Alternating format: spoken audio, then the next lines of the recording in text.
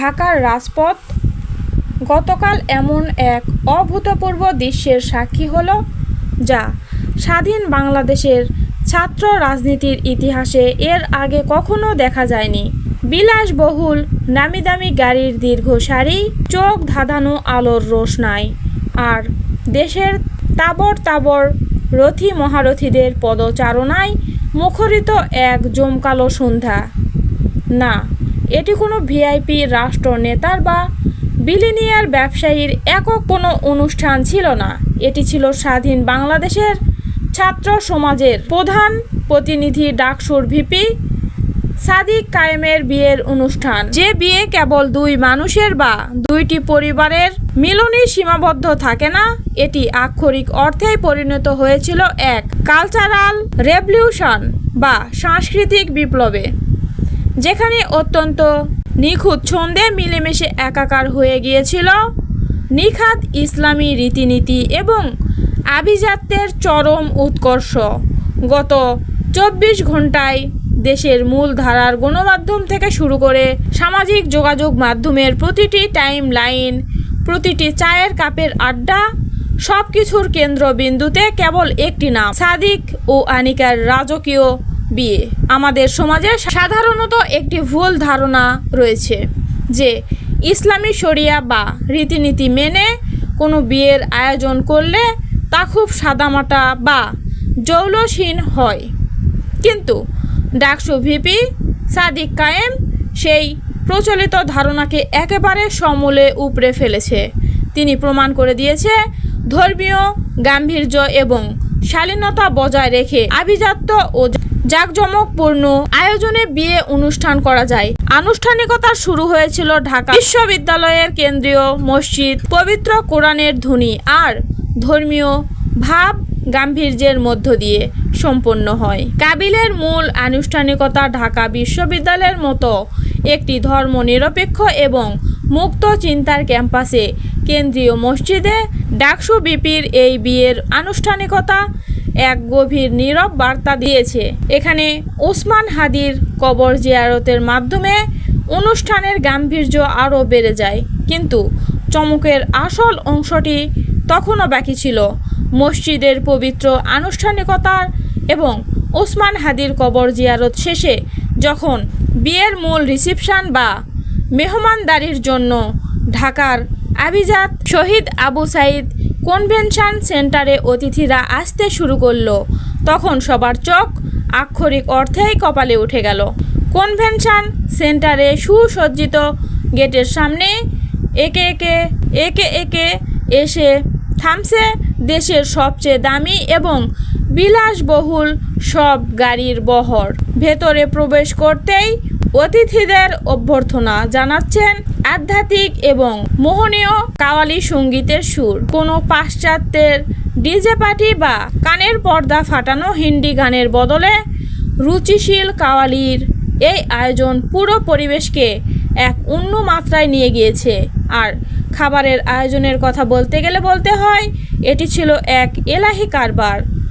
চট্টগ্রামের ঐতিহ্যবাহী মেজবানের আদলে যে খাবার আয়োজন করা হয়েছিল তার স্বাদ, মান এবং বিস্তৃতি ছিল কল্পনাতীত। সমাজে যারা অন্যের খুঁত ধরতে সবচেয়ে বেশি ভালোবাসেন, সেই চরম খুঁতখুঁতে মানুষটিও গতকাল এই আয়োজনে বিন্দুমাত্র ত্রুটি বা দ্বিমত করার সুযোগ পায়নি। এই জন্যই হয়তো বলা হয় শিবির হচ্ছে এক সুশৃঙ্খল সংগঠন।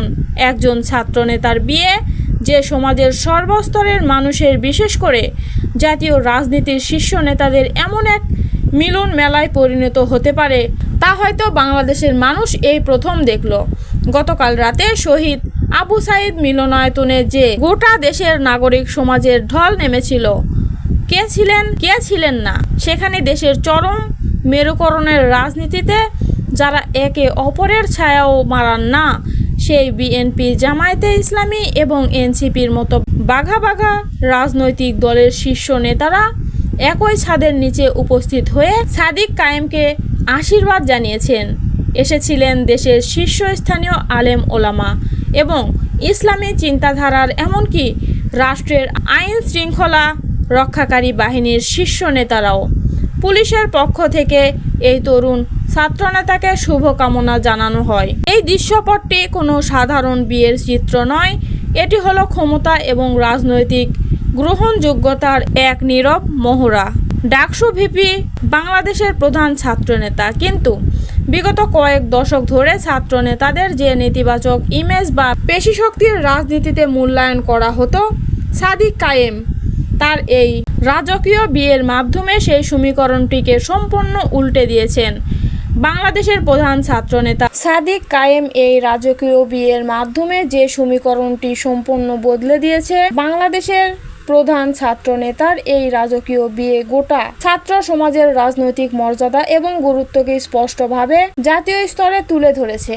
এটি অত্যন্ত শক্তিশালীভাবে প্রমাণ করেছে যে ডাকসু কোনো সাধারণ ছাত্র সংসদ নয়, বরং এটি জাতীয় রাজনীতির অন্যতম প্রধান এবং গুরুত্বপূর্ণ স্টেক হোল্ডার। রাজনৈতিক বিশ্লেষকরা বলছে, বাংলাদেশের ইসলামী ছাত্র শিবিরের ইতিহাসে এর আগে শুধুমাত্র সাদিক কেন্দ্রীয় সেক্রেটারি জেনারেল অ্যাডভোকেট শিশির মোহাম্মদ মুনিরের বিয়েতেই এভাবে জাতীয় ইস্যুতে পরিণত হয়েছিল।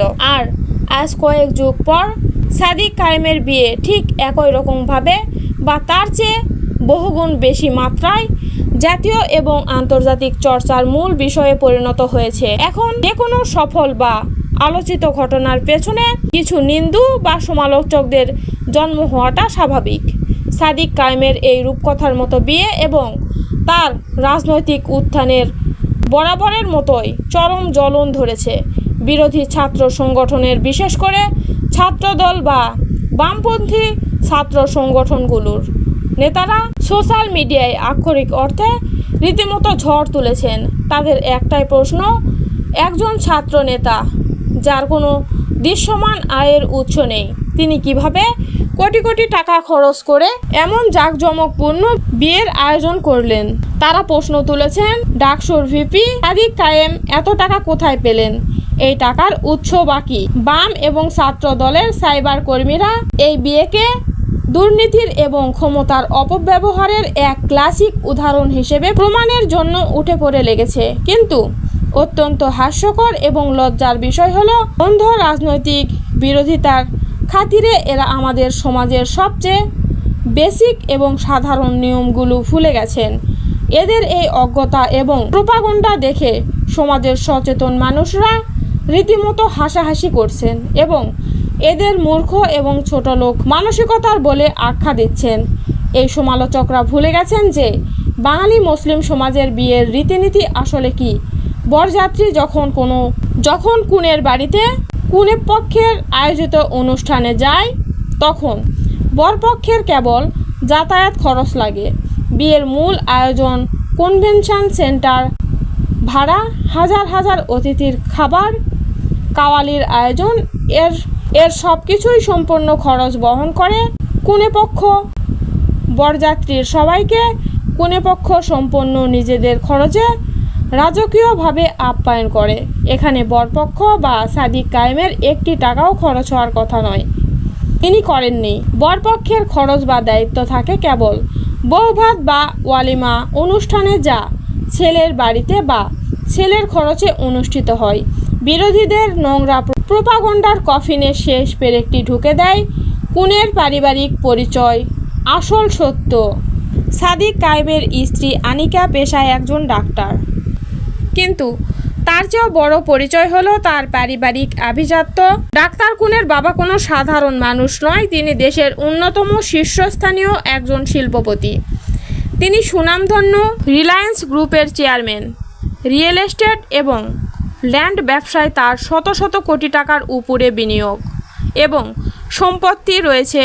অর্থাৎ যে বিয়ের আয়োজন নিয়ে বাম বা ছাত্র দল নেতাদের গলা ফাটিয়ে সাদিক কায়েমকে দুর্নীতিবাজ বানানোর চেষ্টা করছে, সেই পুরো আয়োজনটি করেছে একজন শিল্পপতি পরিবার। তাদের নিজেদের একটিমাত্র কন্যার বিয়ের জন্য একজন বিলিনিয়ার শিল্পপতি তার মেয়ের বিয়েতে কোটি কোটি টাকা খরচ করে কনভেনশন সেন্টার ভাড়া করবেন, দামি গাড়ির বহর আনবেন এবং মেজবানের আয়োজন করবেন।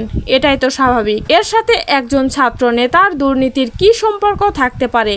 সব মিলিয়ে বলা যায় ডাকসু ভিপি সাদিক কায়েম নিজের বিয়ের মাধ্যমে বাংলাদেশের ছাত্র রাজনীতির ইতিহাসে এক নতুন অধ্যায়ের সূচনা করলেন। তিনি শুধু একটি কালচারাল রেভলিউশন ঘটাননি, বরং প্রমাণ করে দিয়েছেন যে আর কেবল বিশ্ববিদ্যালয়ের গণ্ডির ভেতরে সীমাবদ্ধ কোনো ছাত্র নেতা নন। তার বিয়ে নিয়ে সামাজিক যোগাযোগ মাধ্যম, মূল ধারার গণমাধ্যম এবং রাজনৈতিক অঙ্গনে যে অভূতপূর্ব মাতামাতি আলোচনা এবং স্নায়ুযুদ্ধ চলছে তা সন্দেহাতীতভাবে প্রমাণ করে যে সাদিক কায়েম ইতিমধ্যে একজন জাতীয় নেতায় পরিণত হয়েছে। আগামী দিনের বাংলাদেশের রাজনীতিতে তিনি যে একজন বিশাল এবং অপ্রতিরোধ শক্তি হিসেবে আবির্ভূত হতে যাচ্ছেন, গত রাতেই সেই রাজসিক মিলন মেলায় তারই এক উজ্জ্বল এবং সুস্পষ্ট পূর্বাভাস। বিরোধীদের গাত্রদাহ হয়তো আরও বাড়বে, কিন্তু সাদিক কায়েমের এই উত্থানকে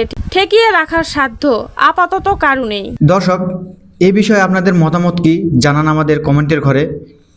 আর যারা আমাদের এই দেশকথন চ্যানেলটিকে এখনও যারা সাবস্ক্রাইব করে নেন তারা সাবস্ক্রাইব করে এখনই বেল আইকনটি বাজিয়ে রাখুন, যাতে করে নিত্য নতুন রাজনৈতিক বিশ্লেষণধারী সবার আগে ভিডিও পেতে পারেন।